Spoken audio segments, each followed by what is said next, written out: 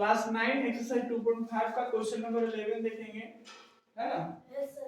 Question बोला है कि गुणनखंड कीजिए। क्या बोला है? क्वेश्चन नंबर ये रहा 11, बोला गुणनखंड कीजिए, ये क्वेश्चन है। तो यहाँ पर देखिए कि सरसरमी का कौन सा यूज हो रहा है? 8। सरसरमी का 8 का हम लोग यूज कर रहे हैं, और इसमें यूज कर रहे हैं जिसमें फार्मूला क्या है कि एक x³ + y³ + z³ - 3xyz, ये फार्मूला है। मतलब कि सरसरमिका का रूल है, ये 8 का रूल है। तो ये सरसरमिका में हम क्या किए, इस क्वेश्चन को पुट कर दिए। x³ मतलब कि 27x³ है, तो मतलब कि 3x³ होगा। y के जगह y है तो y का क्यू हो गया, z के जगह में z ही है तो z का क्यू हो गया, और ये -3xz है तो -3 का -3, x के जगह पे क्या है 3x, तो यहाँ लिखेंगे 3x। y के जगह क्या है y, तो y लिखें। z की जगह z ही है तो z लिखें। ठीक है, नीचे आएंगे हम लोग तो यहाँ देखते हैं ये सरसरमिका का जो आगे का प्रोसेस होता है, इसके बाद का, इसको अगर फैलाएंगे तो ये आता है।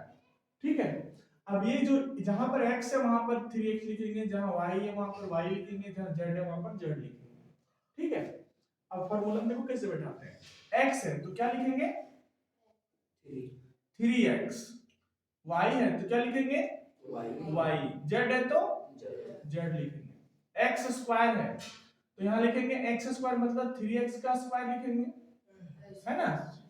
y है तो y का स्क्वायर लिखेंगे, z है तो z का। देखिए ध्यान देना, ये y फार्मूला में है और क्वेश्चन में भी y दे दिया है, z फार्मूला में है और क्वेश्चन में भी z दे दिया है। ओके, इसीलिए हम लोग y की जगह y लिख रहे हैं। अगर यहाँ पर दूसरा कुछ रहता है तो दूसरा लिखते हैं, y ही दिया इसलिए y ही लिख रहे हैं। ये नहीं सोचना कि जो फार्मूला में वही लिख रहे हैं, नहीं।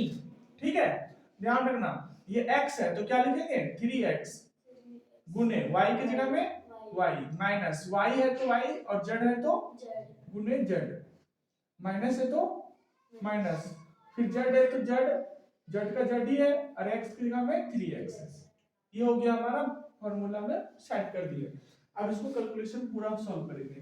ये 3x का 3x हो गया, y का y हो गया, z का z हो गया, है ना?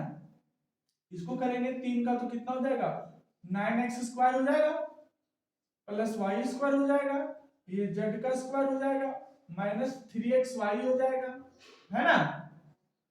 माइनस yz हो जाएगा माइनस 3xz हो जाएगा। ये हमारा हो गया आंसर। समझ में आया? कोई दिक्कत नहीं सर, हमको कहाँ पर दिक्कत है? रुकिए, तीसरा लाइन यहाँ पर देखो, यहाँ तक समझ में आया? देखो क्या फिर से समझा दे रहे हैं। ये हमारा क्वेश्चन हुआ, सरसरमिका 8 लिखे, ये क्वेश्चन, यही क्वेश्चन हमने यहाँ पर लिखा, ये जो है वही क्वेश्चन हमने यहाँ लिखा। ठीक है, ये फार्मूला है सरसरमिका 8 का फार्मूला। अब x है तो x³, तो x³ के स्थान पर क्या है 27x³ है, तो 27x³ कैसे लिखेंगे 3x का क्यू लिखेंगे तो 3 का क्यू 27 हो गया, x³ का x³ हो गया, y का क्यू तो y लिख दिए, z का क्यू तो z लिख दिए। ये 3xy है तो 3 जा 9 हो गया, है ना? 9 हो गया और xyz हो गया। समझ में आया? बाकी बात, ये फार्मूला को जब हम लोग आगे बढ़ाते हैं, ये फार्मूला को जब हम लोग आगे बढ़ाते हैं तो ये वाला आता है। ठीक है, तो फिर से हमने क्या किया, जहां पर xyz है, जहां पर xyz है वहां पर ये तीनों को हम लोग पुट कर दिए, हल कर दिए, आंसर आ गया। समझ में आया? चलो।